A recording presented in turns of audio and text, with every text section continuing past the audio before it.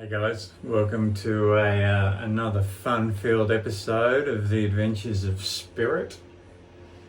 Down the engine room, it's that time of year where we give the engine and everything a little bit of love.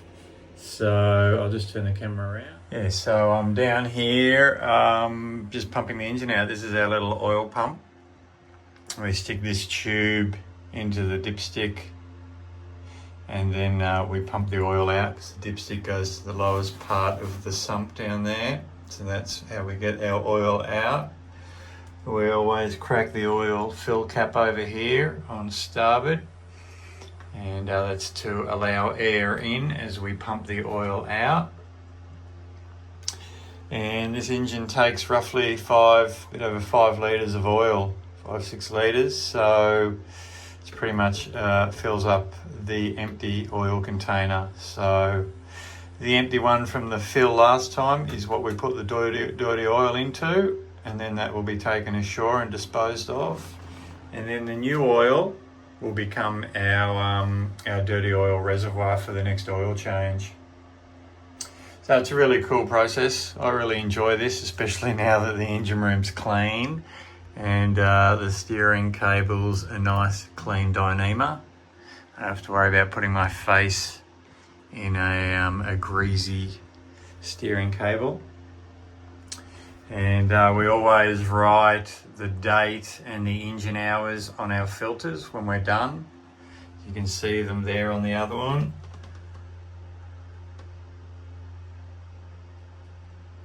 You can see we've only done 150 hours, but it's been 6 months. Pretty much 6 months since we've done an oil change. So I pretty much just do it every 6 months. And I like to keep a good eye on the engine, the quality of the oil, the filters.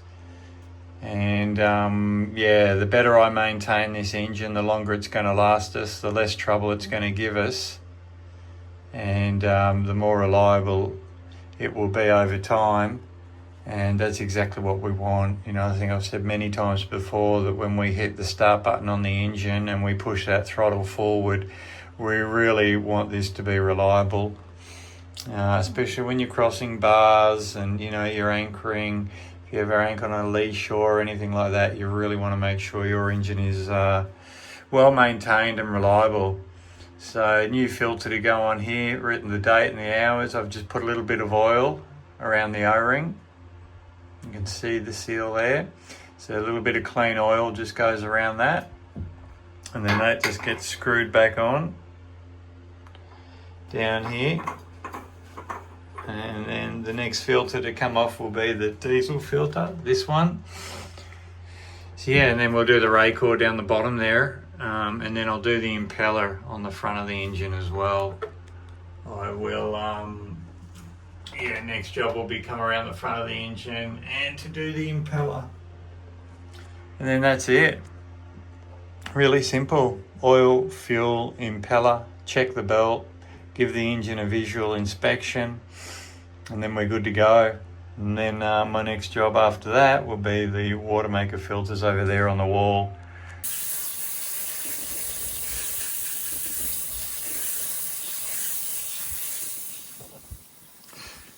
So these are a good cartridge filter. They're not a wound or woven filter, so you can clean them and wash them out and use them multiple times.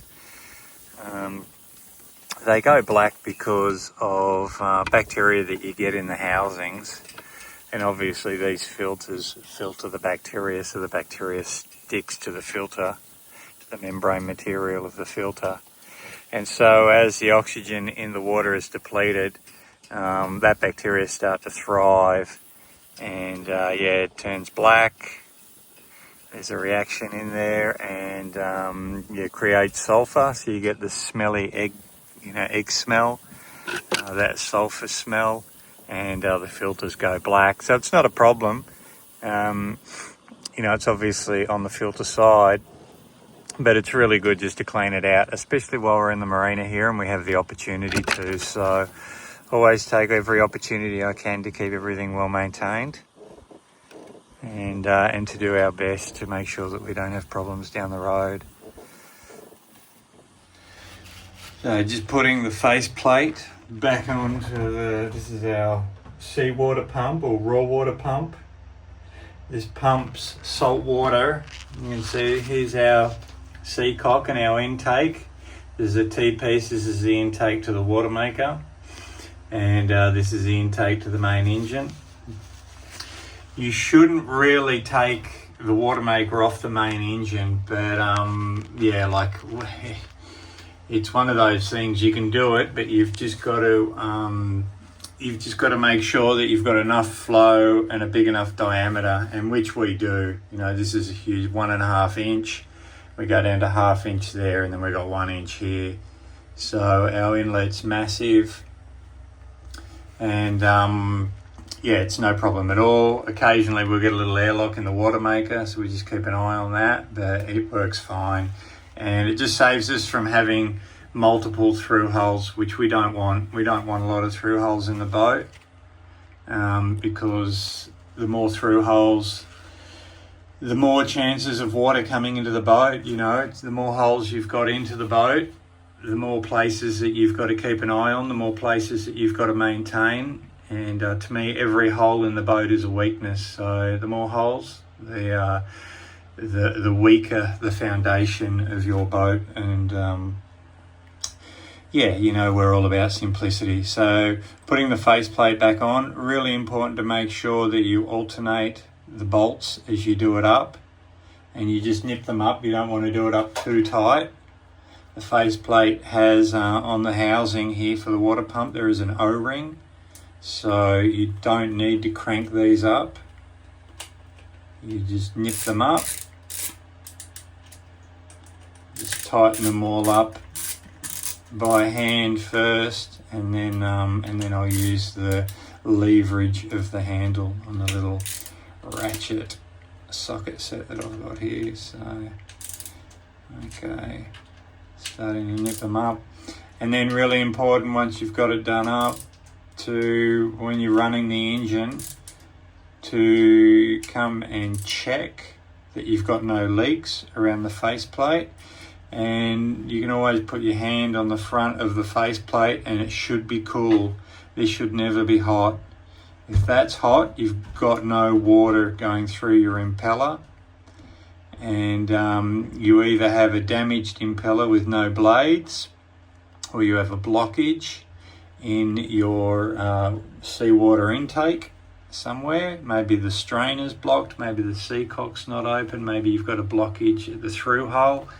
But if that's hot, you know, you've got problems. It should never be hot, because when it's running, the salt water that runs through it keeps the faceplate cool.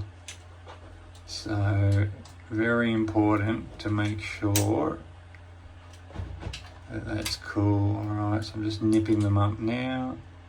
You don't want to go too hard, or you'll break the heads off these little bolts.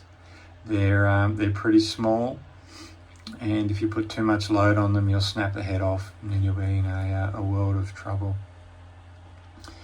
So there we go. Open the sea cock. We're getting there. Oh. Just open that sea cock. Okay, when the handle's in line, that's open. I've just got to put some filter in the raycore housing. We've changed that filter, and it all looked good. It's probably a little bit premature. I would have got away with another 50 or 100 hours really running everything, but as it's been 6 months, and this is the first oil change in that since the refit, I just like to keep an eye on everything and make sure everything's good to go.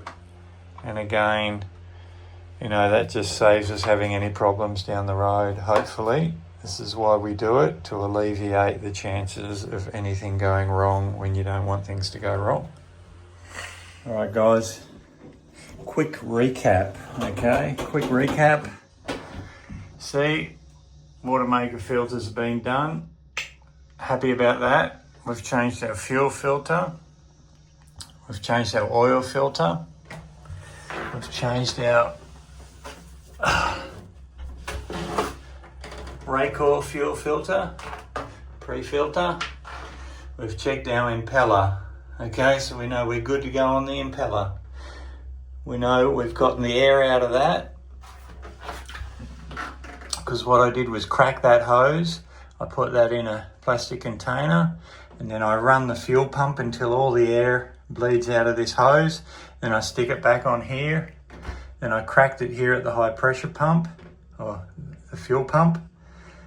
Put that filter on, and then that there bled the air out of that fuel filter. I've topped up our oil, checked it on the dipstick, so our oil's good, fuel's good, impeller's good, seacock's open, fuel line's open, water maker's done, bilge is dry, engine's clean. So now what we'll do is we'll run it. We're going to start it up and run it. But when we start the engine, we make sure that we're looking at the exhaust to make sure that we have water flowing through the exhaust. And when we see the water exiting the exhaust, we know then that we don't have an airlock, that we've got raw water, salt water coming into the boat, going through the strainer, through the water pump, through the engine, into the exhaust and overboard. So seeing that exhaust overboard, verifying it with our own eyes that it's pumping, is how we know that the engine's getting cooling. And then when it's running, I will jump down the engine room and I will touch the faceplate of the main engine on that water pump. I will touch that little faceplate, and then I can just check to make sure that's not getting hot. And when I know that that's cool and I see the plenty of water exiting the exhaust, I know that we're all good to go. And this is just a basic check that you should do once you've done a service of an engine. You want to make sure you run it for a good 10-15 minutes, that you've got no air anywhere in the fuel lines, because the last thing you want to do is a service at the dock, go to leave the dock, and as you're pulling out, have the engine stall. That's the last thing you want. Especially, we're on a T-head here, but imagine if you're in the berth, you're trying to maneuver out and brrr, the engine stops. Not a good look. So always best to run it up, bring it up to temp, and make sure that everything's working good as gold.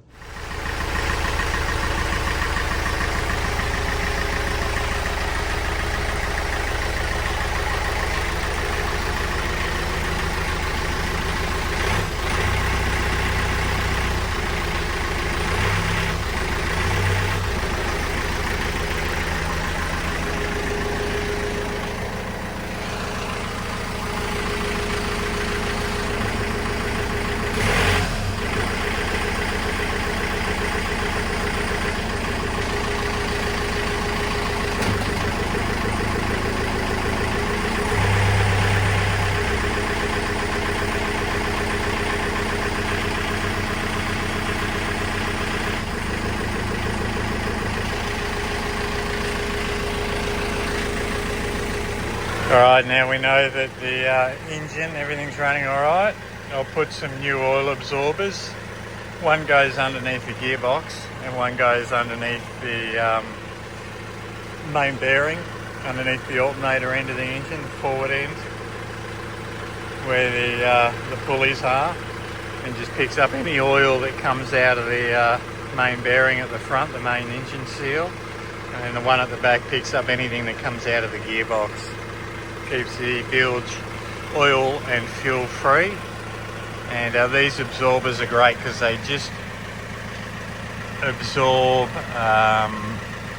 oils and fuels. They don't actually absorb water. So you can sit them in your bilge and they'll float on top of the water and just absorb any oil or fuel residue that you get in your bilge. Fantastic way to keep our waterways clean.